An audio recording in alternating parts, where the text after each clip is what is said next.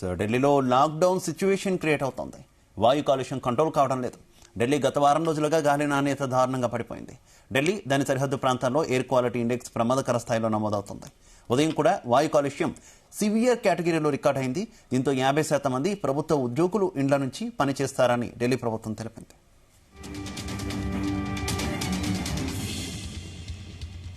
ఢిల్లీలో తీవ్రమైన వాయు కాలుష్యానికి సంబంధించి మరింత సమాచారం కరెస్పాండెంట్ శ్రీచరణ్ అందిస్తారు. శ్రీచరణ్. శివ, ఢిల్లీలో ప్రస్తుతం లాక్డౌన్ సిచ్యువేషన్ దిశగా కూడా నడుస్తోంది. ప్రభుత్వ ఉద్యోగులకు వర్క్ ఫ్రం హోమ్ గా కూడా ఢిల్లీ ప్రభుత్వం నిర్ణయించినట్టు కూడా తెలుస్తోంది. అయితే ఈ దేశ రాజధాని ఢిల్లీలో గత వారం రోజుగా గాలి నాణ్యత దారుణంగా పడిపోయింది. ఎయిర్ క్వాలిటీ ఇండెక్స్ ఆల్మోస్ట్ 420 వరకు కూడా రీచ్ అయింది. మొదట్లో 2 days బ్యాక్ 380 ఉండే, కానీ తదనంతరం కూడా 420 అంటే డేంజరస్ హజార్డస్ సిచ్యువేషన్ లో కూడా ఢిల్లీ పొల్యూషన్ అనేది కూడా పడిపోయింది. అయితే ఈ నాణ్యత దారుణంగా పడిపోయింది. ఢిల్లీతో పాటు దాని సరిహద్దు ప్రాంతాల్లో కూడా ఎయిర్ క్వాలిటీ ఇండెక్స్ ప్రమాదకర స్థాయిలో నమోదవుతోంది.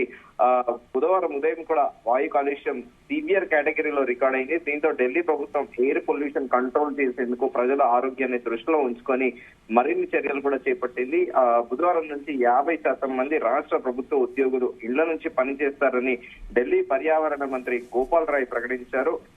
అయితే ఢిల్లీతో పాటు దాని సరిహద్దు ప్రాంతంలో ఎయిర్ క్వాలిటీ ఇండెక్స్ సివియర్ కేటగిరీలో నమోదైంది. ఉదయం 7 గంటల సమయంలో 463గా కూడా నమోదైంది. ఇక మున్కాలో 464, వాజీపూర్, అలీపూర్ లో 462 ఎయిర్ క్వాలిటీ ఇండెక్స్ గా నమోదైంది. ఢిల్లీలోని అన్ని ప్రాంతాల్లో కూడా దట్టమైన పొగమంచు పేరుకుపోయింది. ఇందిరాగాంధీ ఎయిర్పోర్ట్ సమీపంలో పూర్తిగా విజిబిలిటీ అనేది తగ్గిపోయింది. రోజంతా ఇదే పరిస్థితి ఉండే అవకాశం ఉందని ఢిల్లీ వాతావరణ శాఖ హెచ్చరించింది. అయితే ఢిల్లీ ఎన్సీఆర్ ప్రాంతాల్లో దట్టమైన పొగమంచు పెరుగుతున్న ఎయిర్ పొల్యూషన్ ను అరికట్టేందుకు ఎయిర్ క్వాలిటీ మేనేజ్మెంట్ కమిషన్ సోమవారం నుండి గ్రాప్ 4th స్టేజ్ ని అమలు చేస్తుంది. ఢిల్లీలో ఎన్సీఆర్ ప్రాంతంలో ప్రమాదకర స్థాయిలో ఎయిర్ పొల్యూషన్ నమోదైనప్పుడు గ్రాప్ 4th స్టేజ్ ని అమలు చేస్తారు. గ్రాప్ 4th స్టేజ్ ని 2017లో సుప్రీంకోర్టు ఆమోదించింది. అయితే గ్రాప్ 4th స్టేజ్ ప్లాన్ ప్రకారము ఢిల్లీలోని ట్రక్కుల రాకపోకలను నిలిపివేస్తారు. నిత్యావసర వస్తువులను తీసుకువెళ్లే అవసరమైన సేవలు అందించే ట్రక్కులు ఎల్ఎన్జీ, సిఎన్జీ, ఎలక్ట్రిక్, బిఎస్ వి డీజిల్ ట్రక్కులు ఢిల్లీలో ప్రవేశించడానికి అనుమతిస్తారు. ఇంకా హైవేలు, రోడ్లు, ఫ్లైఓవర్లు, ఓవర్ బ్రిడ్జ్లు, పవర్ ట్రాన్స్మిషన్ పైప్ లైన్లు, టెలికమ్యూనికేషన్స్ మొదలైన లీనియర్ పబ్లిక్ ప్రాజెక్టుల కోసము గ్రాప్ స్టేజ్ 3 లెవెల్లో కూడా నిర్మాణం, అట్ ది సేమ్ టైం కూల్చివేత కార్యకలాపాలను కూడా నిషేధిస్తారు. కన్స్ట్రక్షన్ తో పాటు ఏమైనా కూల్చివేతలు కూడా కన్స్ట్రక్షన్ వాటిని కూడా నిషేధిస్తారు. అట్ ది సేమ్ టైం 12వ తరగతి వరకు కూడా ఆన్లైన్ క్లాస్ లో నిర్వహిస్తుంది ప్రస్తుతం ప్రభుత్వము. అందరికీ కూడా స్కూళ్లలోకి పిల్లల్ని ఎవరిని కూడా రానివ్వట్లేదు.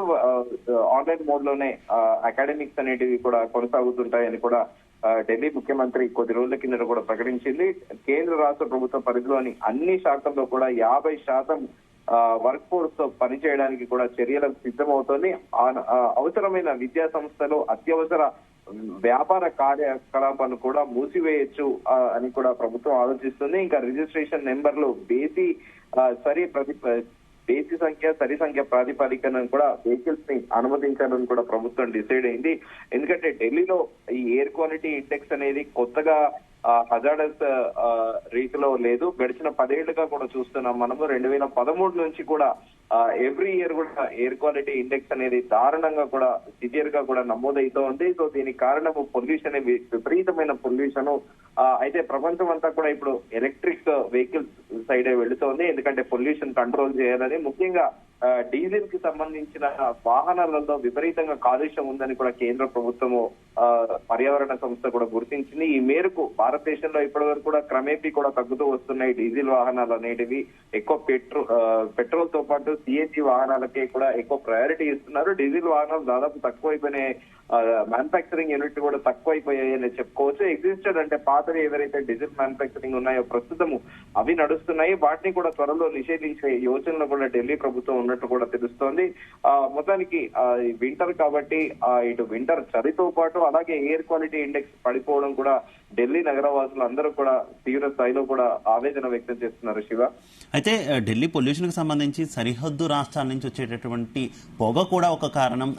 పంజాబ్ లాంటి ప్రాంతాల్లో రైతులు పొలం అనేటటువంటి కొన్ని వ్యాఖ్యానాలు కూడా ఉన్నాయి కదా శ్రీచరణ్, ఏంటి ఢిల్లీలో ఎన్ని చర్యలు తీసుకున్నా ఇలా సరిహద్దు నుంచి పొగ ద్వారా వచ్చేటటువంటి కాలుష్యాన్ని ఏ రకంగా నియంత్రించగలరు?